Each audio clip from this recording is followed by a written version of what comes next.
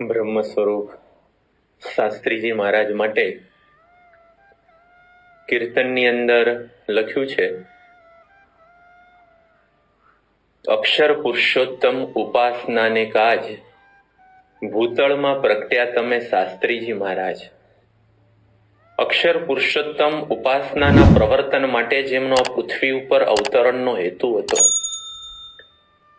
અને આવા દિવ્ય પુરુષના અવતરણના હેતુને ટેકો આપવા માટે પણ એવા સંતો ને ભક્તો એમણે પોતાના બલિદાનો આ સિદ્ધાંત માટે આપી દીધા છે. શાસ્ત્રીજી મહારાજ વરતાલથી જ્યારે સિદ્ધાંત માટે નીકળે છે એ વખતે બહુ જ ઓછા પાંડવ સરખા 5 સંતોને મુઠ્ઠીભર હરિભક્તો, 5 સંતો અને મુઠ્ઠીભર હરિભક્તો લઈને શાસ્ત્રીજી મહારાજ આ સિદ્ધાંતનું કાર્ય શરૂ કરે છે. પરંતુ એક એક સંત અને એક એક હરિભગત છે એક અક્ષર પુરુષોત્તમના યોદ્ધા સમાન હતા. એક એકની નસ નસની અંદર અક્ષર પુરુષોત્તમની નિષ્ઠા છે વહેતી હતી.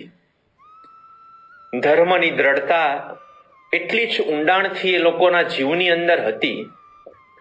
એ બધા પ્રસંગો જ્યારે આપણે સાંભળીએ અને સમજવાનો પ્રયત્ન કરીએ ત્યારે આપણને ખ્યાલ આવે કે જે કીર્તનની અંદર લખેલું છે કે અમે આ યજ્ઞ આરંભ્યો બલિદાનો અમે દઈશું. તો અક્ષર પુરુષોત્તમ ઉપાસનાને સમજવા માટે અને વિસ્તારવા માટે આ હરિભક્તો પોતે બલિદાન આપવા માટે એકદમ ઉત્સાહી હતા અને પોતાનું બલિદાન સર્વ પ્રકારે આપી દેતા હતા. એવા પ્રકારના હરિભક્તો શાસ્ત્રીજી મહારાજે તૈયાર કરેલા. પુરુષોત્તમ પુરાની અંદર આશાભાઈ ઈશ્વરભાઈ કરીને 2 ભાઈઓ જ્યારથી એમને શાસ્ત્રીજી મહારાજ થકી અક્ષર પુરુષોત્તમની વાત સમજાઈને એમના જીવની અંદર એક દ્રઢતા થઈ. પછી એમને નક્કી કર્યું કે આપણું જીવન, આપણું સર્વસ્વ છે અક્ષર પુરુષોત્તમ અને શાસ્ત્રીજી મહારાજ માટે છે. એ પોતે પ્રતિષ્ઠિત હતા અને ખૂબ મોટી પોતે ખેતી કરતા હતા. એક વખત એવું બન્યું કે આ ખેતી કરતા કરતા પાક જ્યારે તૈયાર થયો ત્યારે એમનું ગોડાઉન હતું. ગોડાઉનની અંદર તૈયાર થયેલો લગભગ 700 મણ જેટલા ચણા તૈયાર થયેલા હતા. એની સાથે સાથે 700-800 મણ જેટલો કપાસ તૈયાર થયેલો હતો અને લગભગ 1000 મણ જેટલા ઘઉં તૈયાર થયેલા હતા. આ બધું ગોડાઉનની અંદર મૂકેલું.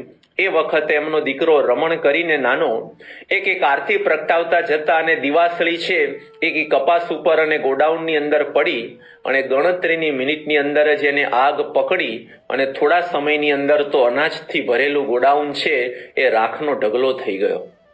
આ વખતે આશાભાઈ છે એ શાસ્ત્રીજી મહારાજ રઢુની અંદર પારાયણ કરતા હતા તો એમનો લાભ લેવા માટે ગયેલા. જ્યારે સમાચાર એમની પાસે આવ્યા કે ઘરની અંદર આગ લાગી છે ને બધું સળગી રહ્યું છે, એ વખતે બીજા બધાએ ઊભું થવાનું કહ્યું. પરંતુ એ સમયની અંદર પણ જનકની સ્થિતિ ધરાવતા આશાભાઈ પોતે કથા વાર્તાની અંદર લીન થઈને બેસી રહ્યા. સેજ પણ આકળા ઉતાવળા થઈને ઘર તરફ એને દોટ પણ ન મૂકી એ ત્યાંને ત્યાં રહ્યા. શાસ્ત્રીજી મહારાજને થયું કે આ પોતાના ઘરના વ્યવહારની ચિંતા પણ નહીં કરે એટલે મોતી ભગવાનદાસ નામના હરિભગતને શાસ્ત્રીજી મહારાજે કહ્યું કે તમે ત્યાં જાઓ અને તપાસ કરીને આવું કે શું પરિસ્થિતિ છે. મોતી ભગવાનદાસ છે ત્યાં ગયા અને જોયું તો બધું જ સળગી ગયેલું હતું, બધું રાખ થઈ ગયેલું હતું. ના બધા સમાચાર લઈ અને શાસ્ત્રીજી મહારાજ પાસે રઢુની અંદર આવે છે કે સ્વામી બધું જ આગની અંદર સળગી ગયું છે. એ વખતે શાસ્ત્રીજી મહારાજ સહજતાથી બોલ્યા, સ્વામી કે એના પાપ હતા એ બધા સળગી ગયા. એટલે મોતીભાઈએ કહ્યું કે સ્વામી આપ જેવા સંતના આશરે બેઠા હોઈએ તો હવે પાપ હોય છે ને? એ તો એ દિવસથી જ પાપ બધા બળીને ભસ્મીભૂત થઈ ગયા છે, તો પછી કયા પાપ બળી ગયા? એ વખતે શાસ્ત્રીજી મહારાજે એક અદ્ભુત વાત કરતા કહ્યું, સ્વામી કે હરિભક્તો માટે તો ભગવાન અને સંત સિવાય બીજી કોઈ જગ્યા ઉપર વાસના હોય ને એ એના માટે પાપ છે. એમને બીજી વાસના હતી એ બધી હવે ગઈ એટલે પાપ ટળી ગયું. બધાને પણ આમ આશ્ચર્ય થયું અને પછી બધા ત્યાં પુરુષોત્તમપુરા માટે જાય છે અને શાસ્ત્રીજી મહારાજે પણ જોયું કે આ બધું જ સળગી ગયું છે. એ વખતે શાસ્ત્રીજી મહારાજે એક દિવ્ય ચરિત્ર કર્યું અને થોડા ઉદાસ થઈ ગયા અને સ્વામી કે સારંગપુર મંદિરની મૂર્તિ માટેની સેવા લેવા માટે હું તો બહુ જ મોટી આશા લઈને આવેલો, પણ અહીંયા તો આવું બધું થયું, હવે હું શું કરું? એ સમયની અંદર આશાભાઈ તરત જ કહે છે કે સ્વામી, આ તો બધો તૈયાર થયેલો પાક બળ્યો છે, અમારી આબરૂ તો હજી ક્યાં બળી છે? અમે અમારા નામ અને અમારી આબરૂના નામે પૈસા લાવી અને આપને આપીશું, આપ સ્વીકારજો એમ કહી અને પોતે પોતાના નામથી વ્યાજે પૈસા આવી પરિસ્થિતિની અંદર લઈ આવ્યા, શાસ્ત્રીજી મહારાજને આપ્યા. અને એ વખતે સ્વામીને વાત કરે છે કે સ્વામી, આપણા માટે તો જો આકાશ અને પાતાળ એક કરવું પડે તો પણ અમે કરવા માટે તૈયાર છીએ. આ અમારી સેવા સ્વીકારો અને અમારા ઉપર તમે રાજી રહેજો.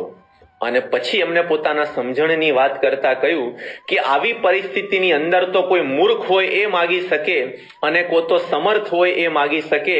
આપ તો સાક્ષાત શ્રીજી સ્વરૂપ છો અને આપે આ માગ્યું છે તો એની અંદર જો અમે ન આપી શકીએ તો અમારી ટાણાની સેવા જાય, અમારી મોજ મળવાની હતી એ જાય અને અમારું ભક્તપણું લાજે, એટલે આપ અમારી સેવાને સ્વીકારો એમ કહી અને સેવા છે શાસ્ત્રીજી મહારાજને ખૂબ મહિમા સાથે પોતે આપે છે. ત્યારે બધાને ખબર પડી કે કેવી નિષ્ઠાથી આવા પ્રકારની પરિસ્થિતિની અંદર પણ અક્ષર પુરુષોત્તમ માટે પોતાનું સર્વસ્વ આપી દેવા માટે તૈયાર હતા. આવા અક્ષર પુરુષોત્તમના એ બધા યોદ્ધાઓ શાસ્ત્રીજી મહારાજ છે એમણે તૈયાર કરેલા હતા. અમદાવાદની અંદર ચંપકભાઈ બેંકર નામના એક હરિભગત હતા. શરૂઆતમાં તો એ પોતે ચુસ્ત વૈષ્ણવ હતા, પરંતુ એમનો એક દીકરો હતો, એનું નામ હતું કિરીટ. આ દીકરાને પોલિયાની તકલીફ હતી. ચંપકભાઈને પોતાના પુત્ર આસક્તિને કારણે એનું સ્વાસ્થ્ય સારું થાય એ માટે બધે બહુ છે પોતે જતા હતા અને મોટી આશા લઈને એમની પાસે આશીર્વાદ લેવા માટે પણ જાય. એમાં શાસ્ત્રીજી મહારાજ જેવા પ્રતાપી સંતની ખબર પડી એટલે પોતાના પુત્ર માટે થઈ અને પોતે આવે છે. શાસ્ત્રી મહારાજ એમને કંઠી પહેરાવીને સત્સંગી કરે છે અને ત્યાર પછી નિર્ગુણદાસ સ્વામીની પ્રગટ નિષ્ઠાની વાતો સાંભળી એમને શાસ્ત્રીજી મહારાજ અને અક્ષર પુરુષોત્તમ માટે એક અદ્ભુત નિષ્ઠા એના જીવની અંદર થાય છે અને પછી તો એ સત્સંગનો સ્વીકાર જીવથી કરે છે. પરંતુ એ સમયે વૈષ્ણવ હોવાના નાતે એમના સંબંધી અને એમના કુટુંબીજનોએ ઘણો બધો એમને સમજાવ્યા, ઘણો બધો એમનો વિરોધ કર્યો, પણ કોઈને પણ મચક ન આપતા એમને અક્ષર પુરુષોત્તમની નિષ્ઠા જ દ્રઢ કરીને રાખી. અને ધીમે ધીમે કરતા તો એવા પ્રકારની એક સમજણ આવી સત્સંગે કરીને કે એમને જે પુત્રની આસક્તિ હતી એ પણ ટળી ગઈ, કારણ કે સમય જતા આ એમનો પુત્ર તો કિરીટ એમનું મૃત્યુ થયું. પોતે પ્રતિષ્ઠિત હતા એટલે અમદાવાદના ઘણા મોટા મિલ માલિક થી લઈ અને પ્રતિષ્ઠિત ભક્તો છે એમના ઘેર છે આ પ્રસંગે આવે છે. બધા એમને આશ્વાસન આપે છે, પરંતુ એ વખતે એમના આંખની અંદર આંસુનું એક પણ ટીપું કોઈ જોતા નથી. ત્યારે બધાની ખબર પડી કે શરૂઆતમાં પુત્રનો આટલા બધા આસક્તિને મોહ હતો, પરંતુ શાસ્ત્રીજી મહારાજ અક્ષર પુરુષોત્તમના જ્ઞાનના પ્રતાપે કરીને એમની આસક્તિ છે ટળી ગઈ. અને એટલી બધી સેવા ભાવના એમના હૃદયની અંદર ઊભી થાય કે કોઈ પણ સંત છે એ બીમાર પડે અને અમદાવાદની અંદર જાય તો તમામ પ્રકારના દવાથી લઈ હોસ્પિટલથી લઈ તમામ વ્યવસ્થા અને ખર્ચો એ પોતે કરે અને પોતાના સગા માતા પિતા હોય એવી જ રીતે નાના મોટા તમામ સંતોની એ સેવા કરીને શાસ્ત્રીજી મહારાજ છે એમનો રાજીપો છે પોતે પ્રાપ્ત કરે. પોતે પ્રતિષ્ઠિત અને પોતે ખૂબ જ હોશિયાર હતા એટલે સંસ્થાના વહીવટી કામો પણ પોતે કરતા અને એ બાબતે કઈ સલાહ લેવાની થાય તો શાસ્ત્રીજી મહારાજ પણ એમની પાસેથી સલાહ છે લેતા. અમદાવાદની અંદર જ્યારે સાઈબાગની અંદર એક શાસ્ત્રીજી મહારાજે મંદિર માટે બહુ મોટો બંગલો ખરીદ્યો અને એ સમયની અંદર 65,000 જેટલા પૈસા ઘટતા હતા, ત્યારે તે સમયમાં તાત્કાલિક એમણે 35,000 રૂપિયાની વ્યવસ્થા કરી અને શાસ્ત્રીજી મહારાજને અર્પણ કર્યા. ત્યારે બધા એમની સમજણ, એમની સેવા ભાવના, અમને એમનું સમર્પણ જોઈને થયું કે શાસ્ત્રીજી મહારાજ કોઈ દિવ્ય પુરુષ છે. કારણ કે વડની પરખ છે એના ટેટા ઉપરથી થતી હોય છે, એટલે કે શિષ્ય ઉપરથી ગુરુની પરખ થતી હોય છે. તો આવા સિંહ સંતાન સમા અક્ષર પુરુષોત્તમના યોદ્ધા સમાન આવા બધા હરિભક્તો શાસ્ત્રીજી મહારાજે તૈયાર કરેલા હતા.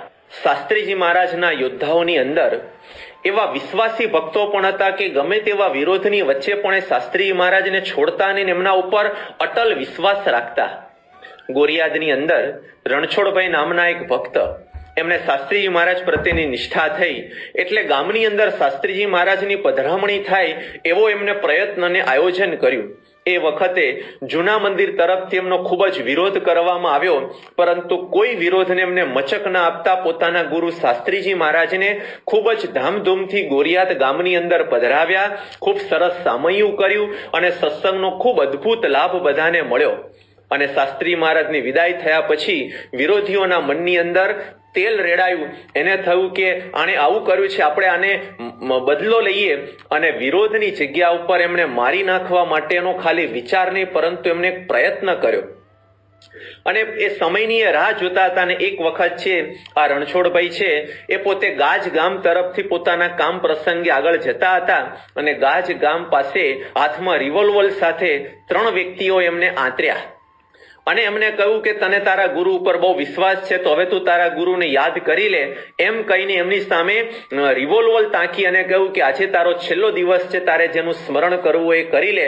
ત્યારે પણ મૃત્યુ જ્યારે નજર સામે હતું, પણ ત્યારે રણછોડભાઈને કોઈ મરવાની બીક નહોતી, કારણ કે એને હતું કે આપણે શાસ્ત્રીજી મહારાજ જેવા સમર્થ સંતના શરણે ગયા છીએ તો માતા પિતા જેમ બાળકની રક્ષા કરે, આંખ જેમ પાપણ આંખની રક્ષા કરે, પ્રજાની રક્ષા જેમ રાજા કરે છે, એમ આપણી રક્ષા શાસ્ત્રીજી મહારાજ કરનારા છે. આ કોઈનાથી કંઈ થવાનું નથી. એને કહ્યું કે તારામાં તાકાત હોય તો તું ચલાવ ગોળી, અને હું પણ જોઉં છું કે તારી રિવોલ્વરમાંથી કેવી રીતે ગોળી છૂટે છે. અને પેલો અનુભવી વ્યક્તિ હતો, અને કેટલાને આ રિવોલ્વરથી એમને કદાચ આગળ માર્યા પણ હશે. એમને રિવોલ્વર તાકી અને ગોળી છોડવાનો પ્રયત્ન કર્યો, પરંતુ એના બધા જ પ્રયત્ન નિષ્ફળ ગયા. ગોળી છૂટી નહીં. આમનો અટલ વિશ્વાસ છે એને ખબર પડી. અને પછી રણછોડભાઈ ત્યાંથી આગળ ગયા અને થોડી વારની અંદર જ રિવોલ્વરમાંથી ગોળી છૂટી ગઈ. પરંતુ ત્યારે રણછોડ ભગતનો વાળ પણ વાંકો ન થયો. ત્યારે વિરોધીઓ જે મારવા આવેલા એના મનમાં પણ થયું કે આ રણછોડ ખરેખર પાકો ભક્ત છે, કે એમના ગુરુ પ્રત્યેની આવી એક અટલ એમની શ્રદ્ધા અને વિશ્વાસને કારણે આ બંદૂકની અંદરથી ગોળી છૂટી નહીં. તો આવા વિશ્વાસી ભક્તો હતા કે જે કંઈ પણ થાય છે એના કરતા હરતા અમારા ગુરુ શાસ્ત્રીજી મહારાજ છે, એની મરજી વગર કોઈનાથી સૂકું પાંદડું પણ હલે એવું નથી. એવા પ્રકારની કરતા હરતાની સમજણ છે આ બધા હરિભક્તોની અંદર હતી.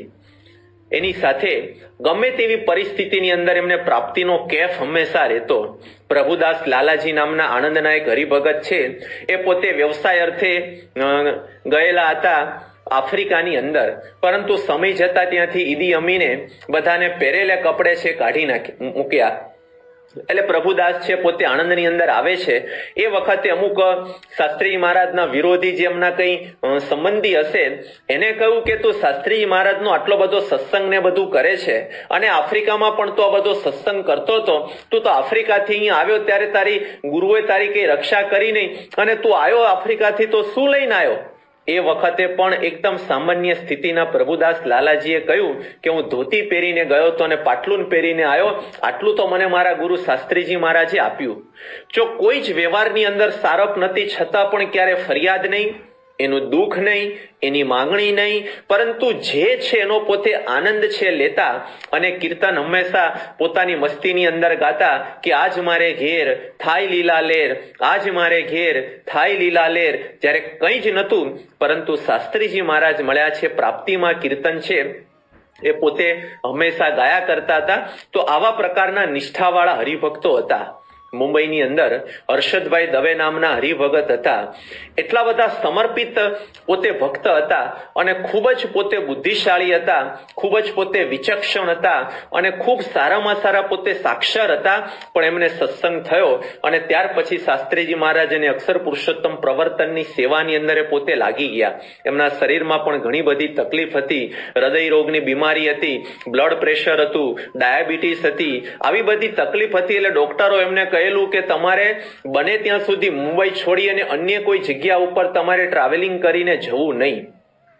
પરંતુ સમય જતા 1980 ની અંદર જ્યારે ભગવાન સ્વામિનારાયણ દ્વિશતાબ્દી મહોત્સવ આવતો હતો એના ઉપક્રમે આગલા વર્ષે 80ની સાલની અંદર છે અમદાવાદની અંદર અખિલ ભારતીય દર્શન પરિષદનું આયોજન થયેલું અને એની અંદર ભગવાન સ્વામિનારાયણના જીવન વિશે એમના સ્વરૂપ વિશે બધાને લેખ લખવા માટે આપેલા હતા અને બધા જે ભારતભરના વિદ્વાનો હતા એ બધા લેખ લખીને આવેલા એ લેખને તપાસવા માટે હર્ષદભાઈને કહેલું એટલે પોતે ડોક્ટરની ના હોવા છતાં પણ અમદાવાદ જાય છે અને પછી લેખ તપાસતા હતા એમની બાજુની ખુરશીની અંદર જ પૂજ્ય આનંદ સ્વરૂપ સ્વામી પણ પોતે બેઠા હતા અને લેખ તપાસતા બીમારીને કારણે અચાનક એમને દુખાવો પડ્યો અને પોતે જે ખુરશી ઉપરથી બેઠા હતા ખુરશી ઉપરથી પોતે નીચે પડી ગયા એટલે પૂજ્ય આનંદ સ્વરૂપ સ્વામી એમનું જે મસ્તક હતું એ પોતે હાથમાં પકડી અને બૂમ પાડીને કોકને બોલાવવા માટે ગયા એ સાંભળીને દોડતા તરત જ એક સંત આવ્યા ગાદલું પાથરી આપ્યું અને ગાદલા ઉપર સુવાડી એમની બંને પ્રકારની સારવાર અને દવાની વ્યવસ્થા કરી થોડીક ક્ષણોની અંદર છે હર્ષદ કાકા છે પોતે ભાનમાં આવે છે અને જેવા એ ભાનમાં આવે છે અને તરત જ એમની પાસે જે તપાસવાના જે લેખ હતા એ લઈને તરત ખુરશી ઉપર બેસી જાય છે સંતો અને ડોક્ટરો કહે છે કે આપ આરામ કરો પછી આ કરજો ત્યારે એમને કહ્યું કે ના આ સેવા મને મળી છે તો મારે આ સેવા કરવી છે એટલે આરામની જગ્યા ઉપર આવી પરિસ્થિતિ હતી છતાં પણ તરત જ પોતે અક્ષર પુરુષોત્તમની સેવાની અંદર છે લાગી ગયા ત્યારે ખબર બધાને પડી કે કેવા પ્રકારના એમના જીવની અંદર આવો એક સેવાનો ભાવ હશે એમને બીમારીને કારણે ડોક્ટરે કહ્યું કે તમે કોઈક એક જગ્યા ઉપર જઈને આરામ છે કરો એ સમયની અંદર છે એમના ભાણા છે એ પુનાની અંદર રહેતા હતા એટલે ત્યાં પોતે આરામ કરવા માટે ગયા આમ તો ડોક્ટરે કહ્યું હતું કે અન્ય કોઈ પણ કામ તમે નહીં કરતા પરંતુ પુનાની અંદર અન્ય વ્યવહારિક કામ નહોતા તો એ સમયે જેટલું કામ એ પોતે મુંબઈની અંદર કરતા હતા એના કરતા પણ વધારે સમય કાઢી અને આરામની જગ્યા ઉપર પુનાની અંદર રહ્યા ત્યાં સુધીમાં વેદરસ જેવા એક ગહન ગ્રંથનું અંગ્રેજીની અંદર એમને ભાષાંતર કરી અને આખો ગ્રંથ તૈયાર કરીને આપ્યો તો પોતાના શરીરની સામે ન જોતા અક્ષર પુરુષોત્તમ સેવાની અંદર જ પોતાનું શરીર હોમી દેવું છે એવા એ સંકલ્પ વાળા હતા હર્ષદ કાકાની આર્થિક સ્થિતિ તો આમ બહુ જ સામાન્ય હતી 1961 ની અંદર આર્થિક રીતે એમને ઘણી તકલીફો હતી એ સમયમાં બનવા જોગ એવું બને છે કે મુંબઈની અંદર છે એક લાલભાઈ પટેલ નામના વ્યક્તિ છે એમણે એક ધાર્મિક અંગ્રેજીની અંદર એક મેગેઝિન છે એમને શરૂ કરવું હતું પરંતુ એક વિદ્વાન વ્યક્તિની એ શોધ કરતા હતા એટલે હર્ષદ કાકાને એમને કહ્યું કે તમે આ જે મેગેઝિન છે એના તંત્રી પદ ઉપર તમે રહો અને તંત્રી પદથી તમે લેખ લખજો અને એનું અમે તમને પૈસા આપીશું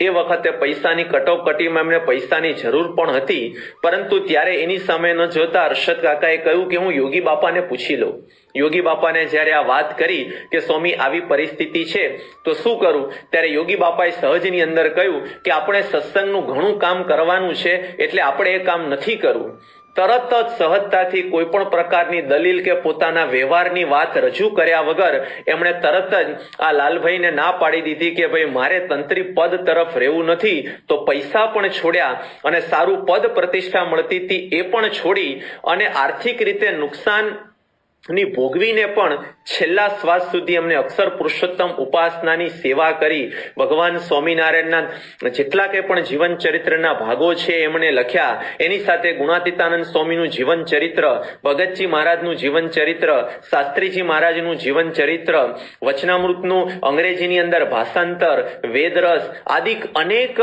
ગ્રંથ એમને લખી અને બીએપીએસ સંસ્થાની અંદર સાહિત્ય ક્ષેત્રમાં કદાચ ક્યારે ભૂલી ન શકાય એવી અદ્ભુત સેવા એમની બીમારીની અંદર અને આર્થિક કટોકટીની અંદર પણ પોતે કરી અને સત્પુરુષનો રાજીપો છે એ પ્રાપ્ત કરતા તો આવા હરિભક્તો શાસ્ત્રી મહારાજે એ વખતે તૈયાર કરેલા હતા અને કેવા શિર સાથે માથું મૂકી એવા હતા તો શાસ્ત્રીજી મહારાજ જયારે વરતાલની અંદર હતા અને એ વખતે એમને અક્ષર પુરુષોત્તમ નો જય બોલાવવા માટે ત્યારે ગલભાઈ નામના એક હરિભગતને કહ્યું કે તમે ચૈત્રી પૂનમમાં વરતાલની સભામાં અક્ષર પુરુષોત્તમની જય બોલાવશો હવે આ હા પાડવી એટલે માથું હથેળીમાં મૂકવા જેવું હતું ઘણા બધા વ્યક્તિઓનો વિરોધ છે એનો સામનો કરવો પડશે પણ એમને ખબર હતી પરંતુ શાસ્ત્રીજી મહારાજ માટે પોતાનું સર્વસ્વ આપવા તૈયાર હતા એટલે તરત જ કહ્યું કે સ્વામી જો આપની આજ્ઞાની ઈચ્છા હોય તો હું બોલાઈશ ત્યારે શાસ્ત્રી મહારાજે કહ્યું કે જા બોલાવજો, અને ગલભાઈ ત્યાં જાય છે.